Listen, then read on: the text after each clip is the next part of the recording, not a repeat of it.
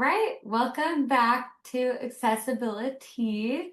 So today we're joined by Mindy Henderson. She's the Vice President of Disability Outreach and Empowerment, and she is Editor-in-Chief of Quest Media at MDA.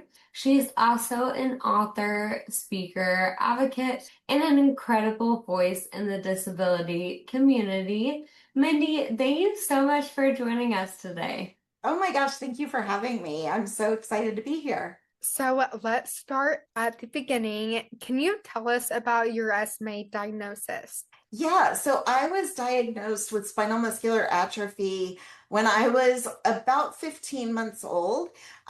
It was, it's all secondhand information that I've got because clearly I was pretty young to remember exactly how it all happened. But from what I understand, my parents were given some pretty grim information.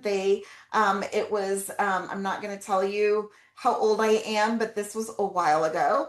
And there was a lot less known about this condition back then. And so they were told that I would, in fact, lose all of my ability to stand and walk.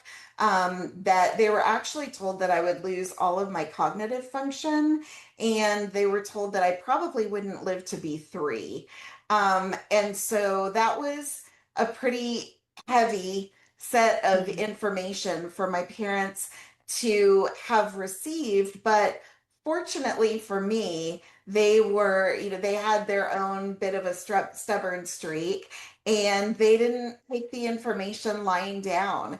They did physical therapy with me despite the doctors telling them that it probably wouldn't do any good. Really encouraged me to keep doing things for myself. And I grew up in a family that didn't let me make excuses for things that I didn't want to do because they were hard. And I think that that mindset really became the foundation for how I've approached my life and the challenges that have creeped up throughout the course of my life. Thank you so much for sharing. Absolutely. So you shared that your family had high expectations for you and encouraged you to do things even when they were difficult. So how did that shape your confidence and your independence, especially with dealing with this diagnosis? Yeah, I think um, it wasn't always my favorite because Mhm. they pushed me and rightfully so. They wanted me to view my life and to see the possibilities that were still there despite the challenges that they knew I was going to have. And by the time my third birthday came and went, they realized, I think, that there was more hope for my future than the doctors had let on, which was great. But I think that having them raise me to see those possibilities, before, if this makes any sense at all, before I realized, I think, how hard things were going to be to accomplish, I already had my sights set on, the goals and the dreams that I had for myself. And it wasn't until I was a young adult that I started to realize how much more difficult those things were going to be to achieve. And I think that that was good because by the time I was, neck deep in a goal and trying to accomplish something, I started to realize how hard those things were going to be. And by then it was too late. I had to figure it out one way or another. And I think that that combination of factors did give me the confidence to keep going. And I did figure things out. And then the next thing would come up and I would figure that out. And I really, really started to see that where there was a will, there was a way. And maybe I wouldn't be able to do things in a traditional way, or the way that everybody else did them, but I knew that I could still do and have what I wanted. I just needed to look at it a little bit differently. So I really learned how to kind of problem solve my way through my life. And I learned to ignore the word no. And Mhm. I think that that's where confidence comes from. It's in not only having people believe in you, which was a big part of it, but it comes from trying and failing, which I did a lot of, and learning and then trying again. So, you've spoken about experiencing imposter syndrome throughout your career. What did that look like for you, and how did you work? Yeah, so I have had a lot, I've had imposter syndrome in probably all areas of my life. I don't think I'm unique in that regard. I think that it's something a lot of us struggle with. But it was interesting because professionally in particular, I've had two careers at this point. I worked earlier in my career in the high tech world, and I worked in high tech for about 20 years. And in that 20 years, I worked for multiple companies, and these were big companies with tens of thousands of employees. And in that 20 years, I was the only person in a wheelchair that I ever saw. And that does a little bit of a number on you, Mhm. and you start to realize, not that I didn't know that I was different, but, I started to see, almost view those differences as a professional liability, and I just want to say right now that I was so very wrong to view it that way. For anybody that might be listening that's having their own professional struggles with imposter syndrome. But it really did, because, you of course you can't hide a wheelchair, and so there wasn't much I could do to hide the wheelchair. But looking back, I can see how hard I worked to downplay my disability and almost to make it disappear as best I could, so that I could be exactly like everybody else, and not appear vulnerable or less capable, and things like that. And so I think that a lot of people in the disability community grow up with a world of sort of lowered expectations.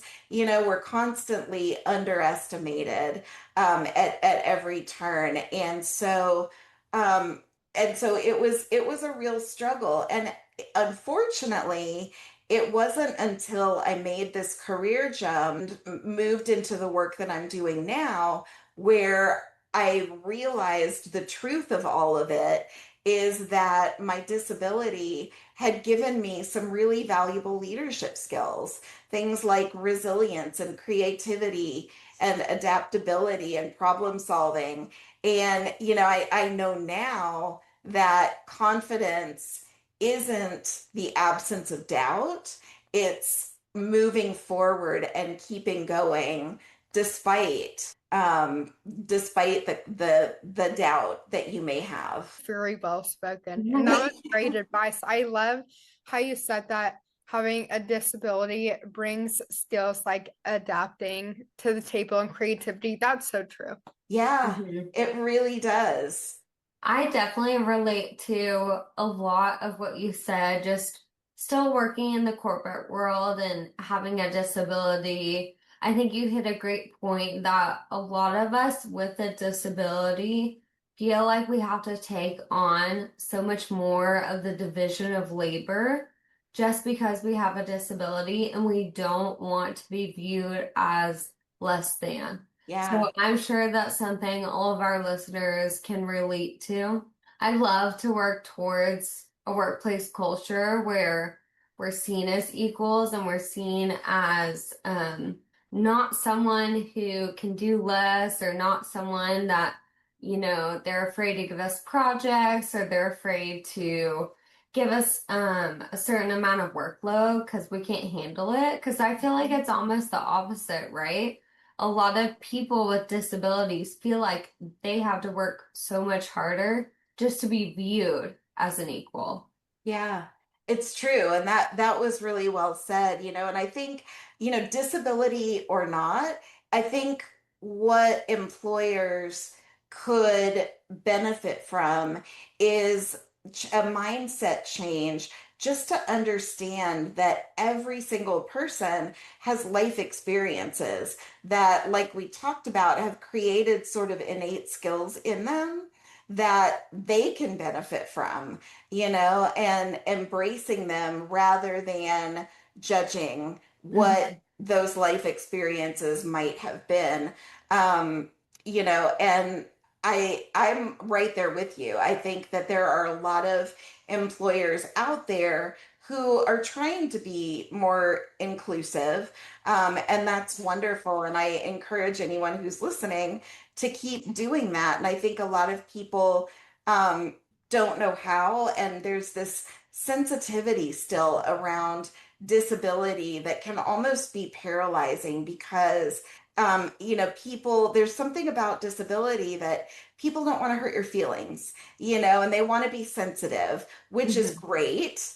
But at the same time, sometimes that sensitivity is at the expense of real progress, and so it keeps them from doing anything for fear of doing the wrong thing. And I think, I personally know that if a company, if an employer is trying, and that's evident to me, that's point one for them, so That was so well said. I could not agree more.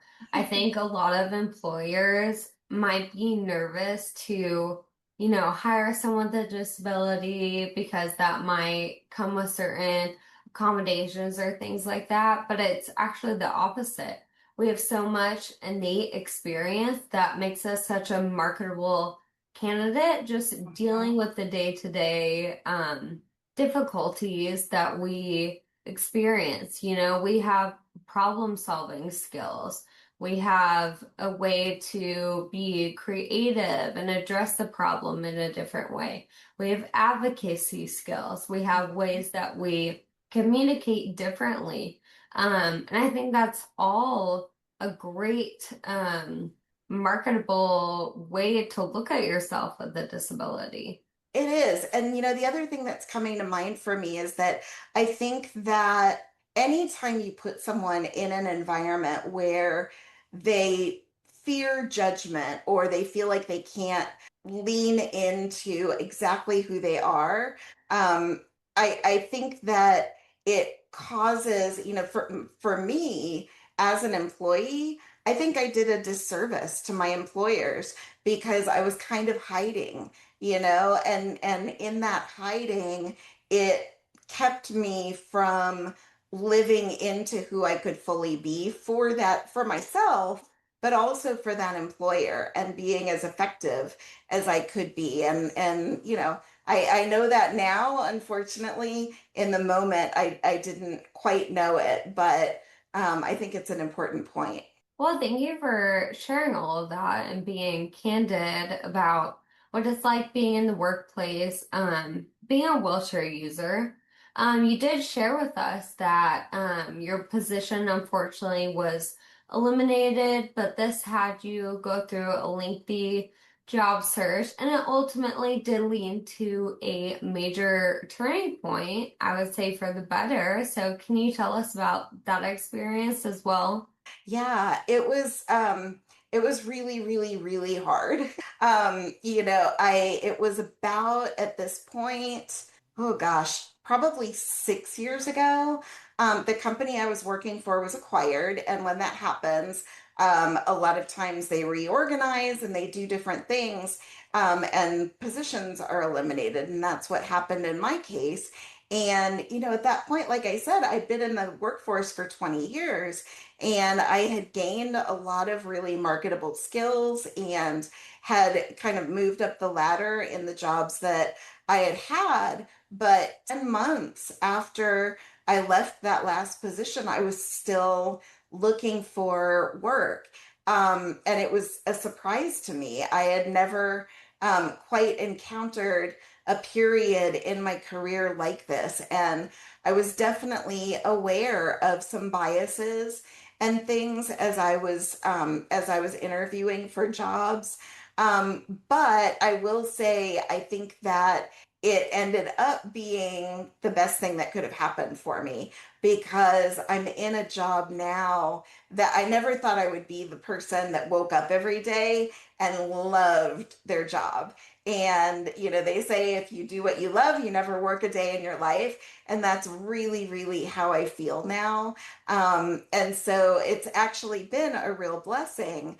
But I had that, you know, really difficult, it's sort of a metaphorical bathroom floor moment because I wasn't actually on the floor, but it was that moment where I think I had just gotten another rejection from a job I had applied for, and it had been 10 months. And I think I had this crazy spreadsheet. I was casting a really wide net and I was tracking what I was applying for. And it was something bananas, like 368 jobs that I had applied for in 10 months. And a lot of them I had interviewed for, a lot of them I had interviewed up to like 5 rounds of interviews. And so it was quite a 10 months. And I put a lot of effort and energy into it. And, you know, this one day, I was just mad. And I could see in that moment, and fortunately, I had the presence of mind to realize it because I could see things going one of two ways. I was either going to keep going down this path and be angry and bitter about what was happening, or what I ultimately decided was to hire myself. And I started to create a speaking platform. I wrote a book called The Truth About Things That Suck. And eventually that led me to my work at MDA. And I absolutely have never been happier. So, can you tell us more about what you do at MDA and Quest Media? Yeah, absolutely. I love this question. So MDA, because I was diagnosed so young, MDA has pretty much always been a part of my life. MDA has been around for 75 years. Last year we had our 75th anniversary, so I guess technically it's 76 years now. And in that time, we're an umbrella organization and cover more than 300 different neuromuscular diseases and have contributed more than $1.1 billion to research over that 75 years. So it's something that I'm really proud of, and it's an organization I'm proud to be a part of. And so I've got kind of a hybrid role at MA. I've got this Vice President of Disability Outreach and Empowerment role, which is very steeped in advocacy, and I work very closely with MDA has an insanely talented advocacy team. And so I partner with them and work with them to support what they're doing. And then I also lead Quest Media, which is an adaptive lifestyle platform with a magazine, a blog, and an e-newsletter that is free for everybody. You can subscribe for free, and we cover so many different types of information. We cover everything from the science and research, which we know is the number one thing that people want to know about. They want to read about their diseases and the research that's happening and the treatments that are on the horizon.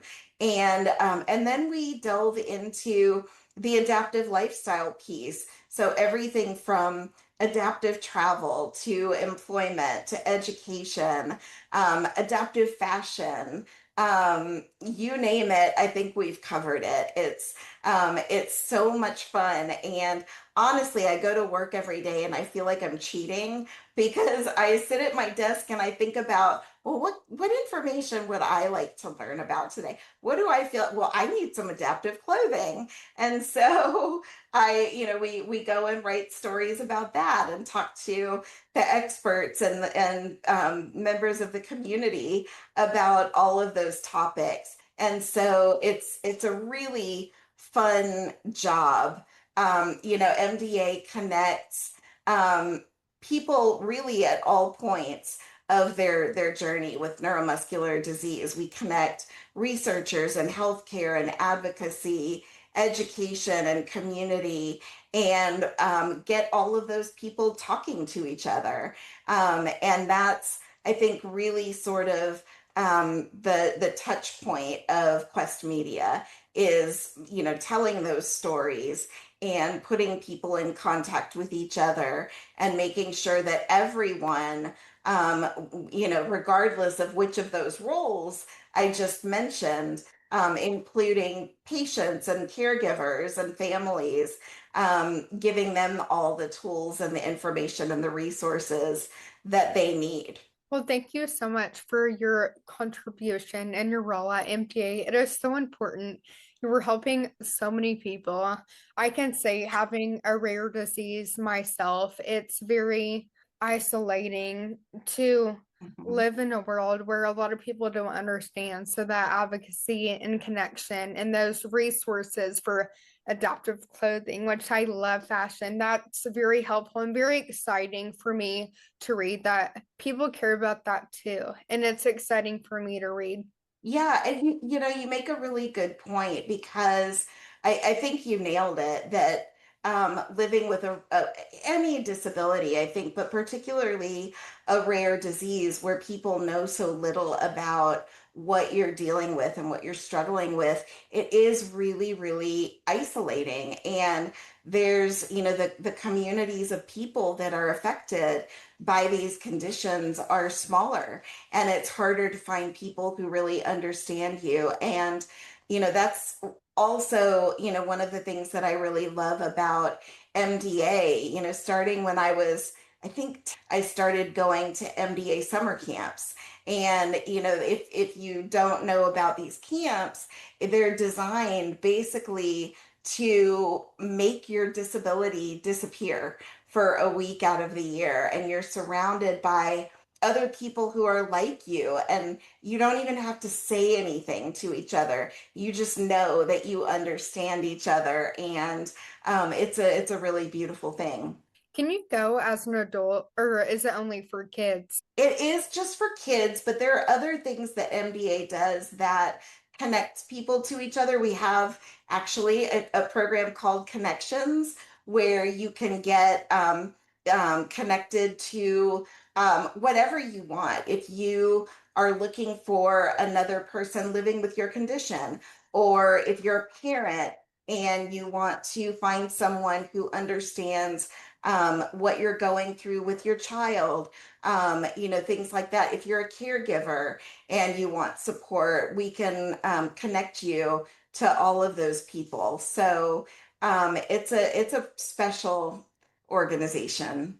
Yeah, that's awesome. I would love to get connected. Yeah, absolutely. So I loved hearing about your book, and I see it's right there behind you. The Truth Yes. About Things That Suck. Amazing title. Thank you. So what inspired you to write this book? I think honestly, the loss, I had always wanted to write a book. From the time I was a child, I enjoyed writing stories and things. And I think I was maybe 12 the first time that I said once that I was going to be an author one day. And so I'd always had it in the back of my mind that I wanted to write a book.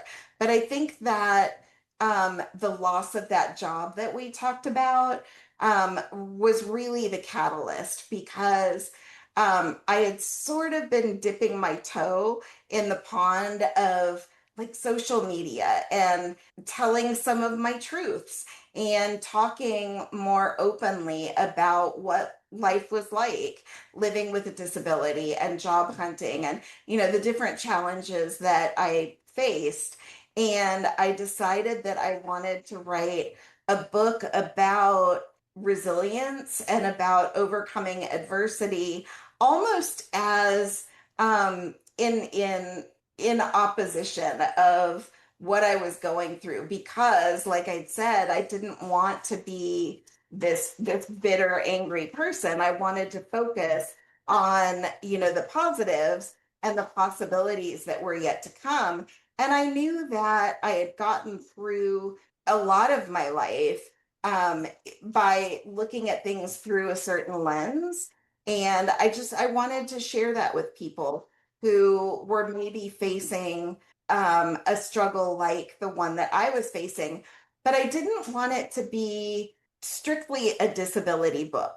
I wanted it to be something because I've had plenty of challenges in my life that didn't have anything to do with my disability.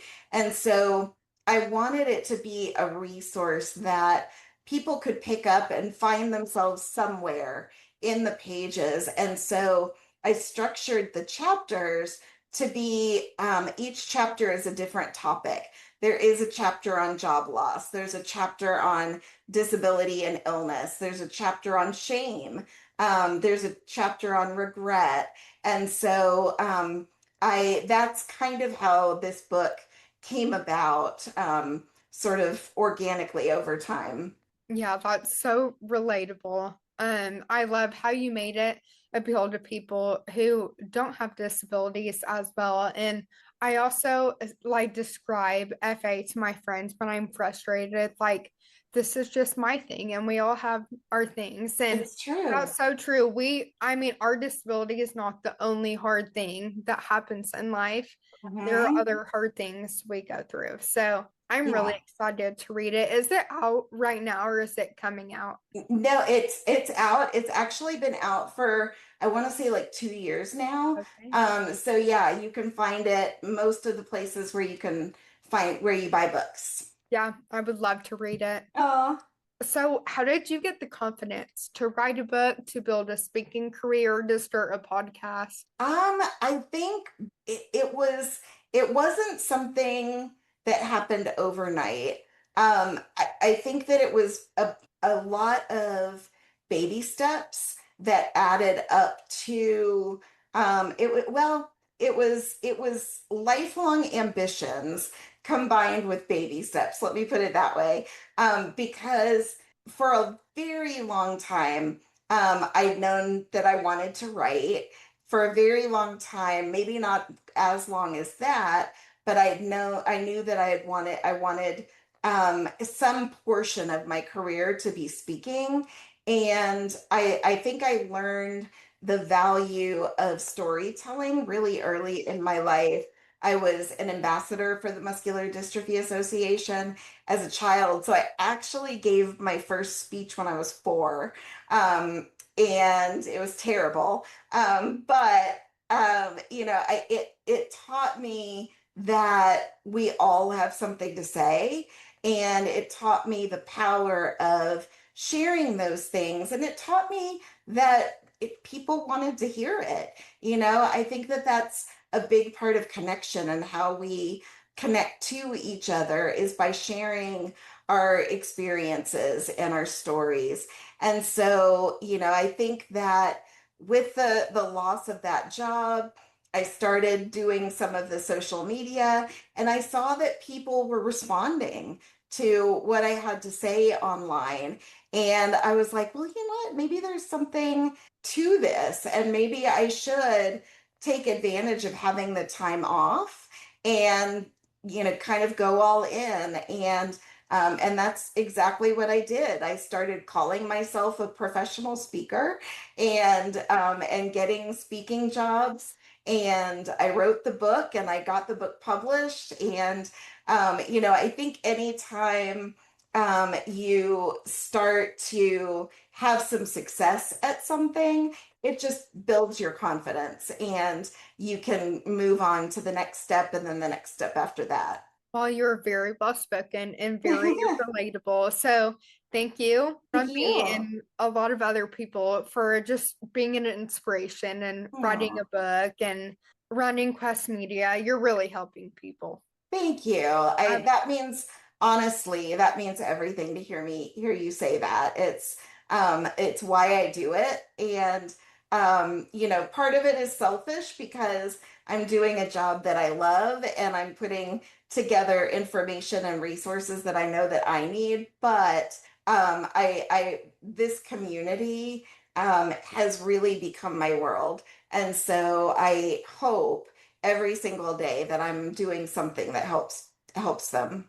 And I can tell just by the way your face lights up that you love what Oh, you do. thank you. Of course. I did want to ask, so one message that really stood out to us is your advice not to shrink to fit.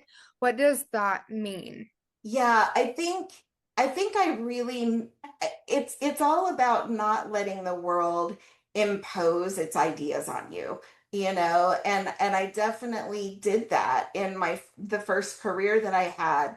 And I would go to work and I was there was a lot of fear there, and I knew that there were still a lot of stigmas about disability, and I was afraid of being associated with those stigmas. And so I did. I think I shrunk myself to fit what I thought the world and my employers wanted of me. And in doing that, I learned, I think, how much I held back and how much more I could have maybe accomplished if I hadn't held back. And so, yeah, I think my philosophy now is that, yeah, I think we've all heard the saying, "What someone else thinks of you is none of your business." And I believe that. I at least believe that you shouldn't let yourself be influenced by it. You know yourself better than anyone else. You know what you're capable of. You know what you're good at, and you know what your dreams are. And I think that we're here to live fully into those things, whatever they are. And it doesn't look the same for any two people. And so I just really, really encourage people not to let the world decide how big or how small they can be. I think that is an excellent point. I think a lot of people having a disability feel this pressure to almost hide themselves, like you said, shrink to fit. Why do you think that is that people with disabilities feel this need to hide in not only social but also professional settings? Yeah, I think it's the world just hasn't caught up to us. You Hmm. know, I think we've made progress, and things are certainly better than they were 20 or 30 years ago, thanks to people like Judy Human and the amazing advocates that came before us. But there's still a lot that I can't decide. Maybe it's a combination of things that the world needs to learn and understand about disability. And so I think that because of the way that society often treats people with disabilities, it's like a disability is something to overcome or hide or apologize for even. And a lot of us, I think, growing up with all of those messages around us, and it could be as simple as never seeing a person with a disability on a movie screen. Hmm. I didn't grow up with role models and people that I saw every single day that I could dream of being one day. And so I think that because of that, we internalize a lot of that and believe that at least there's the danger that we can start to believe that we have to apologize for who we are, um, or look at a disability as not something that is part of me to be cherished, but it's something that I had to overcome. And now, a lot of wisdom comes with age, and I can see now that my disability is a really beautiful part of myself. And I would not be the same person that I am today were it not for living life as a person with a disability. There's a lot more to me than just my disability. But it's, it can be exhausting, the positions that we're put in and the things that we constantly feel like we have to hide or apologize for. And I think that, true inclusion begins to happen when we stop feeling like we are pressured to hide from who we are, if that makes sense. hmm I think you absolutely nailed it. I saw a quote that said a diagnosis of being in a wheelchair or like a progressive illness wouldn't be so difficult if we didn't live in a world where people are so afraid of disability or just not inclusive. Like the difficulty we face and the diagnosis is so hard is because of the social pressure we experience, is because of the workplace difficulties, because of the physical limitations of, ramps and curbs and steps and things like that. So if we were able to live in a disabled world, things would be so different and a Mm-hmm. diagnosis wouldn't be so devastating. So Yes. I think you definitely nailed it. We're definitely behind a little bit in terms of representation and advocacy. And that's why Kirsten and I are so excited to start this podcast and Mm-hmm. hopefully be a voice of representation and continue to do that advocacy work. I really like how you talked about not seeing representation in media, movies, TVs, and things like that. I think that that is something that I definitely relate to. There's a reality TV show I've been watching called Love Island, and they Uh-huh. have the first ever contestant who is disabled. Yeah. And this is something that I've always been thinking when I watch this show. I love seeing this show with my friends. We watch the show every night. We get our food together. We get ready to watch it in front of the TV. And I have always wondered, what would it look like if they had a disabled contestant? I'd never seen it before. Yeah. And so finally this year she's a Paralympian, however you say Uh-huh. that, Paralympics. Uh-huh. She runs, I think, track, and I think she's a two-time medalist. And they've done such a good job navigating her storyline, and I feel like they touch on her disability, but they don't make it all about the disability. They I don't love it. internalize her. They don't mention it in every single storyline. So I think they've done a really good job having the first contestant. And I think The Bachelorette, they started having contestants who are deaf and hard of hearing. I think there Mm. was a previous one with a cochlear implant. And so those are just a couple examples of media that I consume, and I know probably girls in their 20s consume as well, but it really does make a difference. It is nice seeing on the TV screen, okay, if I were in this environment or people that are my age that watch this media, they can see, oh, okay, wait, disability isn't that weird? It isn't that bad. It isn't Yeah. that different. So I think there's something huge with that. You said a mouthful. I mean, there's so much here. First of all, I want to go back to something you said, and it's a subtle shift in messaging, but you said it caught my attention. You said that you hope that you both will be with your podcast that you'll be a voice for people with disabilities. And I just want to make the shift that you aren't going to be, you are. You absolutely are doing that right now. And I applaud the work that you're doing.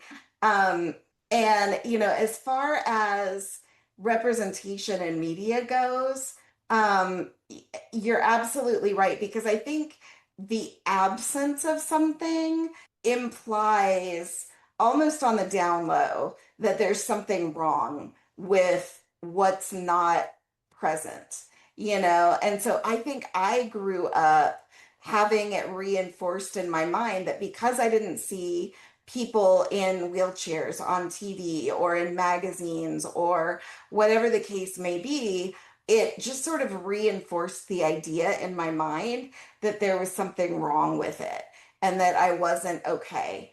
And that someone with a disability couldn't be a role model or someone that people strived to be. And so, and then, the other thing about media is that its influence on our everyday lives. There's this trickle down effect from media, and it affects every aspect of our life. It affects fashion, it affects accessibility, it affects relationships, it affects so many different things in our world. And I think that it's dangerous to have the kind of exclusivity in media where disability is still so absent. For sure. I did want to ask, what is your advice if someone is struggling to fully embrace their disability or Yeah. identity? What would you say to them? First and foremost, give yourself grace, because it's complicated. And, just kind of like you said earlier, we've all got our stuff, right? If it's not a disability, it's something else. And so for every single one of us, I think there's something in our lives that we've got to get comfortable with.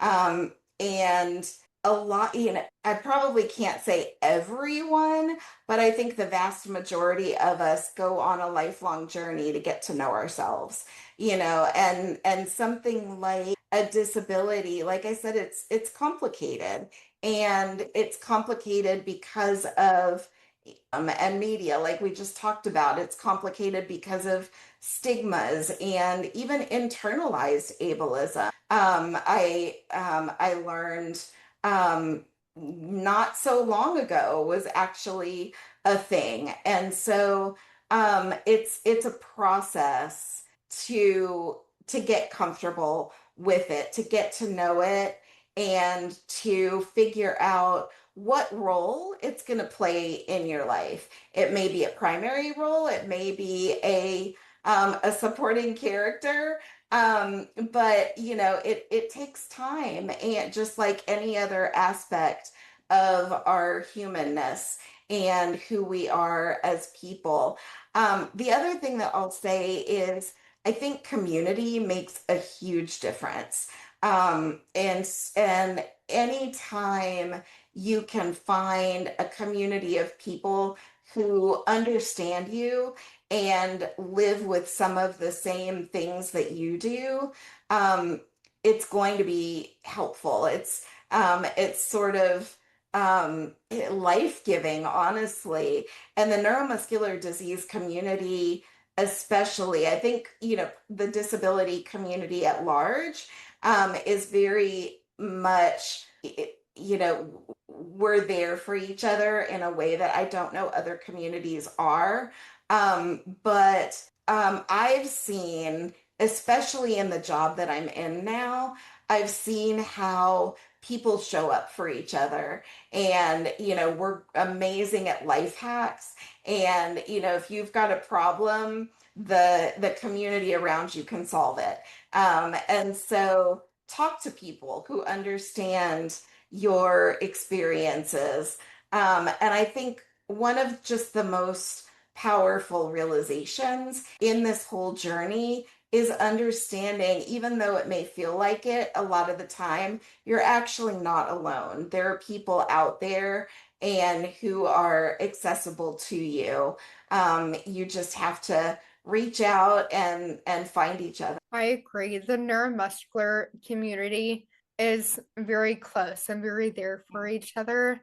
I went to a conference that had different neuromuscular diseases, and we just all understood one another. Yeah. And I gave some advice that, like, if you're having a hard day, cry. And we were Hmm. all having hard hearts. So then someone started crying, like Yeah. hearing like how they were having struggles with their disability and a hard time. And it's Mhm. just like a beautiful thing to be able to pick up the phone. And I have my sister with the same condition as me. I have some other friends, and it's nice to call your friend when something's happening and explain the situation, and they understand how it feels without having to Yeah. go into an explanation. And even Uh-huh. when I meet someone new, they don't have to know anything about me. All they know is I have a neuromuscular disease and they get it mentally. Yeah. And that community is a beautiful thing. I don't know what I would do without it.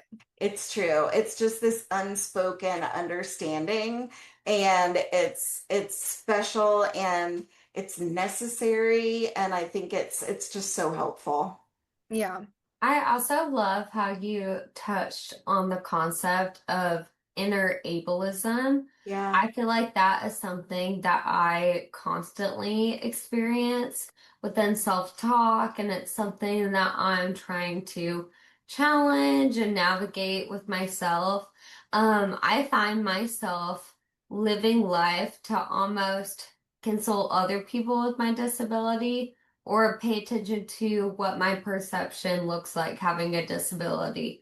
Hmm. So, not using a walker because I have fear of people judging me instead of, use that walker. That's need for your disability. It's going to help you not be fatigued the next day. So, Hmm. and then that's what probably a lot of us are navigating, especially living in a world that does prioritize able-bodied people with the messaging out there, with media, with everything that, we've experienced from birth till now. That's a lot of messaging Yeah. that makes us feel less than. So I think Yeah. that's a great thing to highlight. I think it's a good thing to try to tell yourself to not always think about, try to challenge those thoughts that you have. That's definitely something that I'm working on at the moment as well. Yeah, well, I'm glad to hear that. And, I think, but, there's so much, there's enough ableism in the world without us doing it to ourselves, and so Exactly. yeah, keep that in mind. And, it can be so easy to succumb to. I get it. And like I said, I've done so much of it. I still do it sometimes. But, know that there's nothing wrong with who you are, and you're exactly who you're supposed to be. And for anyone else to embrace it, you've got to embrace it. Um, and so that would be my wish for everybody who might be listening. Yes, that is great advice. Well, moving gears, so you talked about accessible air travel, Mm. prior to us interviewing you today. So that's become one of your biggest advocacy focuses. So what, first sparked your passion for that issue? Oh boy. So again, I have MDA to thank for that again, because I hadn't flown for 14 or 15 years until about 2 years ago. Because, I think so many of us in the disability community are painfully aware of how difficult it still is to fly for people with disabilities. And for a wheelchair user in particular, it's the only mode of transportation where you still have to be separated from your mobility device in order to take advantage of that particular mode of transportation. And we've heard, so many horror stories and people getting injured, their wheelchairs being irreparably damaged and things like, and what do if you get on a plane to go 6 states over and you get there and your wheelchair is broken? It's really, really a terrifying thing that so many of us still have to deal with. But about 2 years ago, the MDA advocacy team was going to Capitol Hill to specifically lobby for more accessible air travel. And they invited me to go with them. And honest to goodness, I think that was the only thing that would have gotten me back on an airplane was the opportunity to go and be part of the solution. And so I did, and I think, it was every bit as hard as I thought it was going to be, and I was completely disillusioned by the time I got to Washington D.C. And so, which was great because I had a lot to say when I met with lawmakers, but that was what did it. And I think going there to do something as significant in my mind as meeting with lawmakers about changing this thing. I think that I got bitten by the bug. And so now I honestly don't think I've gotten off of an airplane ever since. I fly a lot now with my job, to go, and I go to DC a few times a year. I go to conferences and things.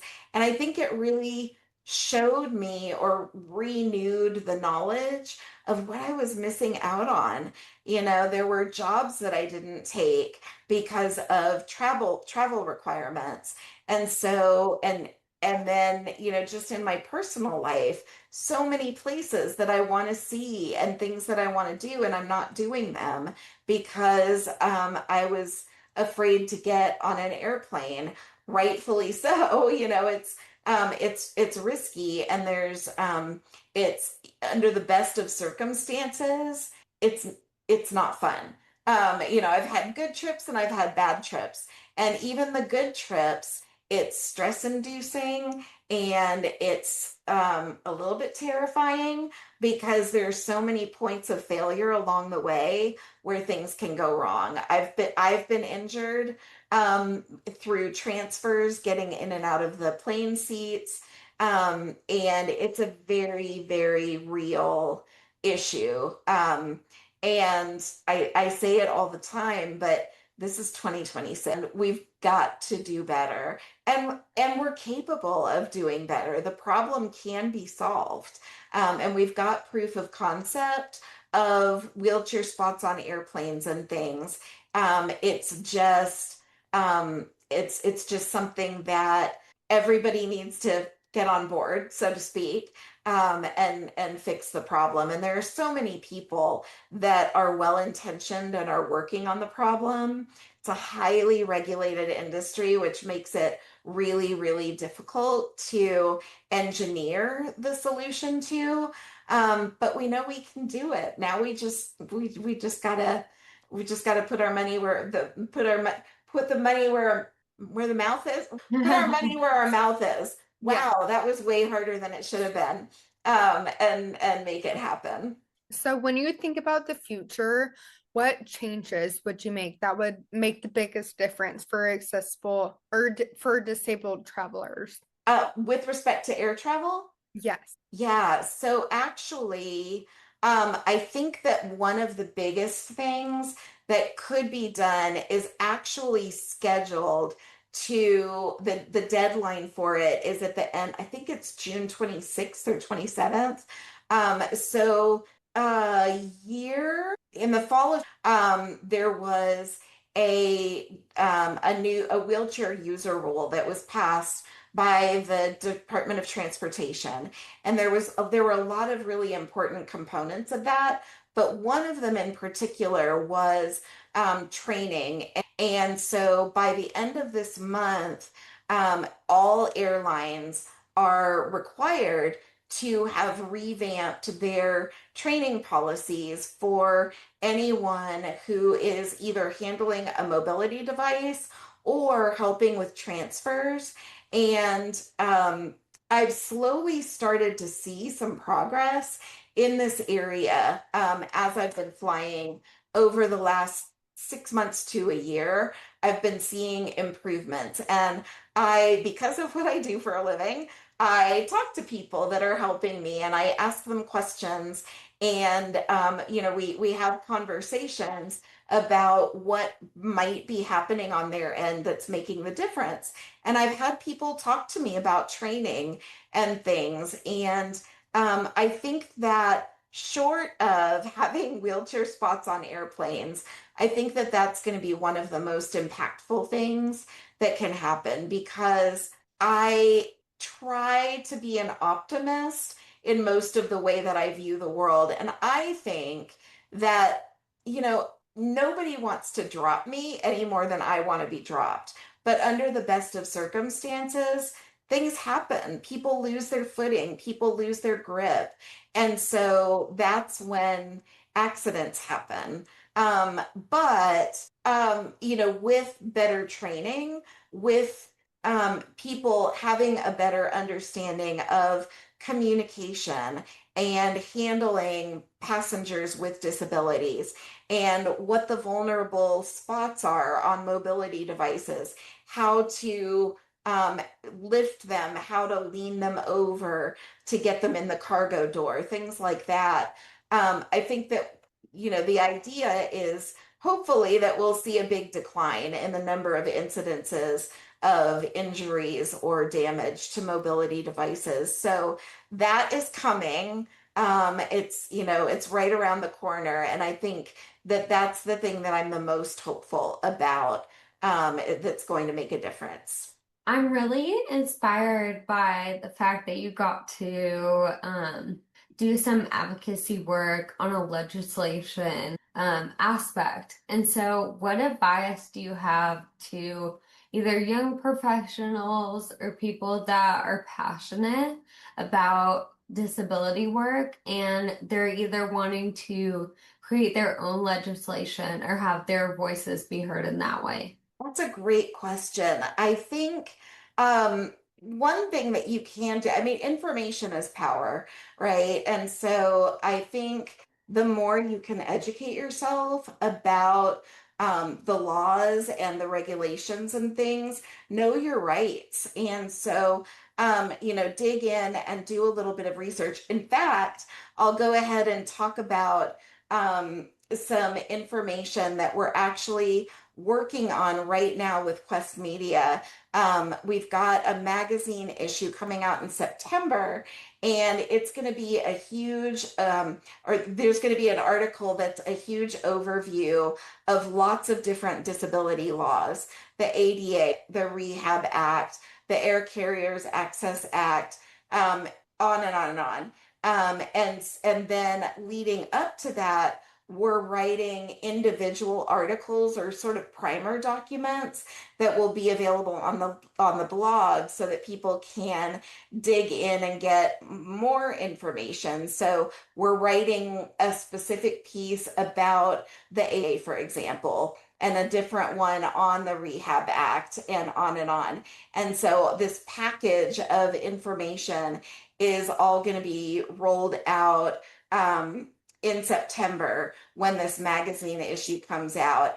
And so I hope that that's going to be a really useful resource to people. And then above and beyond just educating yourself and reading up on things, get involved in advocacy networks and things. MDA has an amazing grassroots advocacy network that you can go online and sign up for. And you'll start to get email alerts and things when there is action that you can take, when there are issues that MDA is getting involved in, where we could use support from people reaching out to their Congress people and things like that.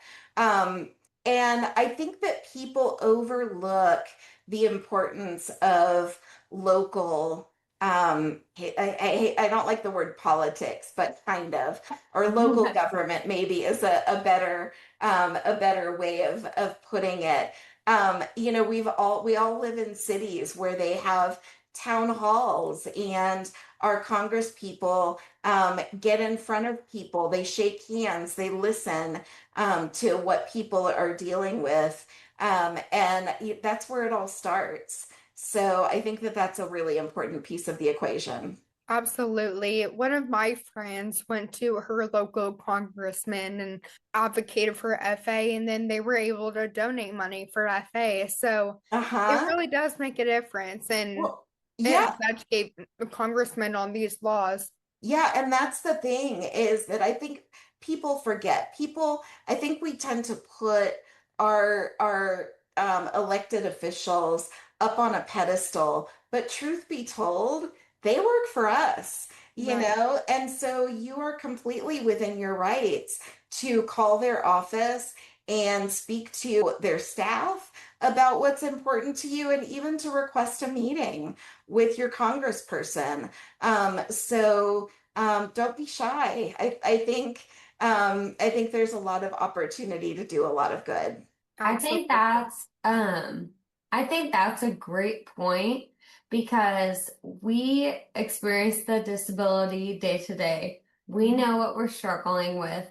And so it's so great that you've gotten the ability to have your voice be heard. I remember whenever I was in grad school, one of my colleagues, she was trying to pass a bill to have all of the disability centers at colleges and universities to Mhm. be on the first floor instead of the second or third. Mm. And it just makes me think, like, I wonder why that has never been in place from the beginning. You would think if someone's in a motorized chair or they need to use an elevator, if the elevator goes out that day, they don't have any means to access their disability center. If they have a test that day, Yeah.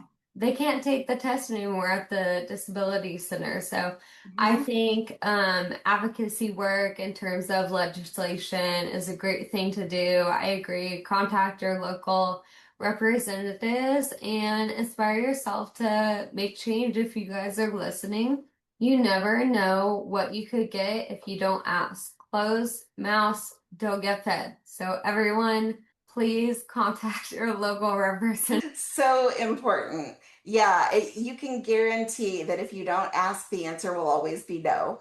And so I love what you just said. And yeah, and again, I think it goes back to storytelling. These people spend all day on the floors of Congress and in votes and talking to each other.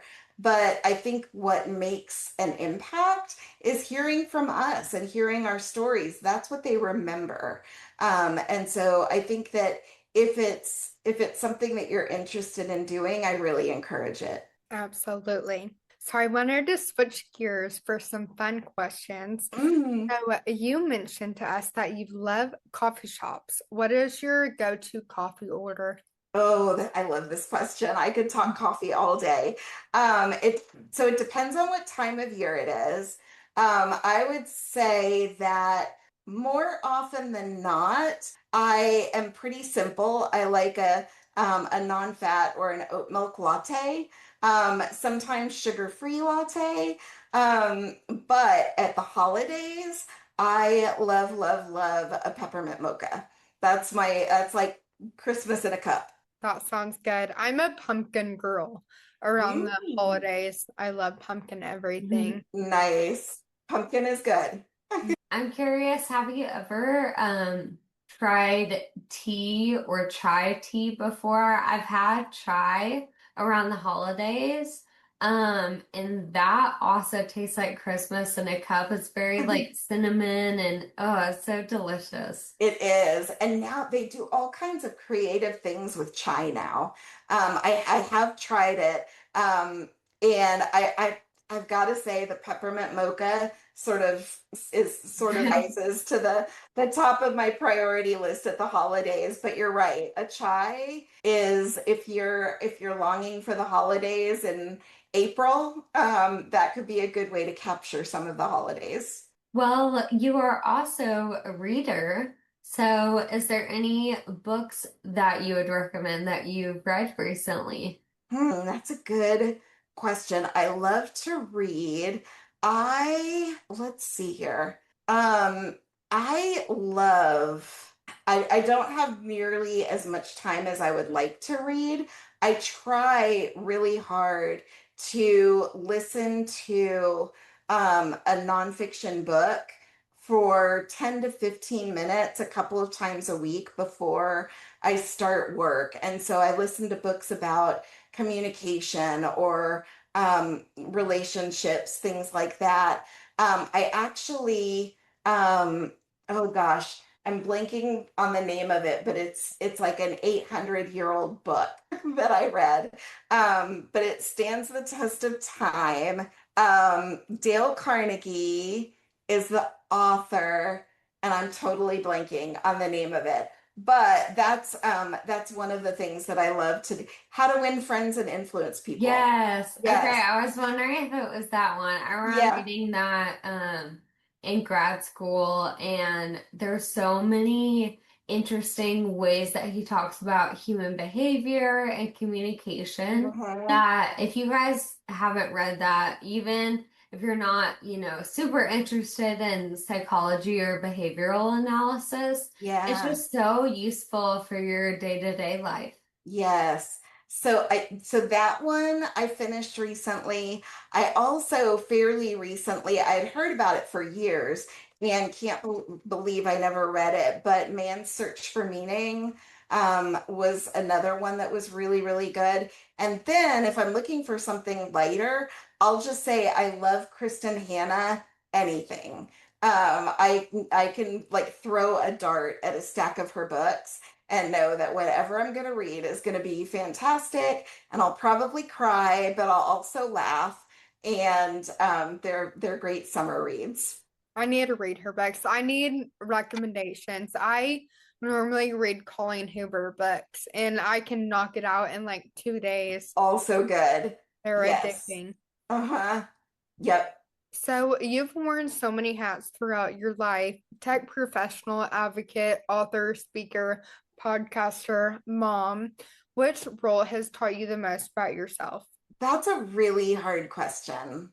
I think Um, this is going to feel like a cop out, I think, but I think they've all taught me different things about myself. Certainly have each contributed to my confidence level and what I know about myself, but what I also what I know about the world at this point. And I totally feel like I'm sidestepping your question, but I think that each one of them has given a little piece of who I am to me. Yeah, absolutely. Yeah. So, what is currently bringing you the most joy, either personally or professionally? What is giving me the most joy? That's another, I think you saved the hard questions for the end. I think what's coming to mind is kind of the where we are in terms of, and I think this is top of mind because we've had some recent drug approvals in the neuromuscular world. And so I think what's giving me joy right now um, is watching the progress that we're making unfold in the world of neuromuscular disease research. We are living, I think, in one of the most exciting times um, in our community's history. I grew up in a time where there was absolutely nothing that anyone could do about the condition that I live with. And now, over the last maybe 10 years, we've got one, two, three, at least four drug therapies for people living with spinal muscular atrophy. And one of my favorite parts of my job is when we do get a drug approval, um, as part of the communications team at MDA, I'm, part of the team that is working to, we get the call and the drug approvals happen, and so we're publishing blogs and we're sending out press releases and social media and all of those things. And it's a good day for me if we get one of those phone calls, and so I just think that it's new therapies are changing what's possible for people in our community, and seeing that research translate into real life and watching people able to live their lives differently and more fully because of it.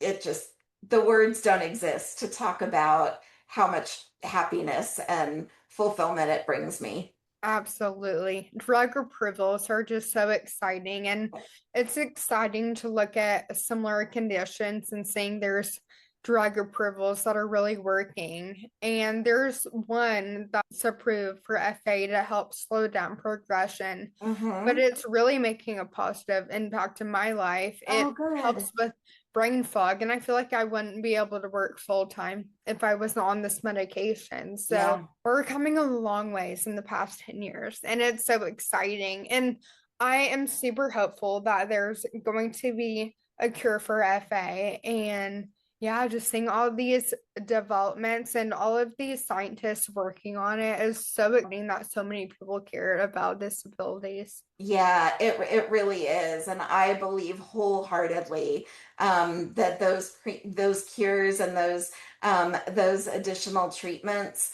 are coming. They just are. It's been 75 years of work to get us to where we are today, and we're finally reaping the benefits of it, and it's so exciting, and I think that there's every reason in the world to be hopeful at this point. The conversation that doctors are having with children, with parents of children that are being born with SMA, are very different than the conversation they had with my parents.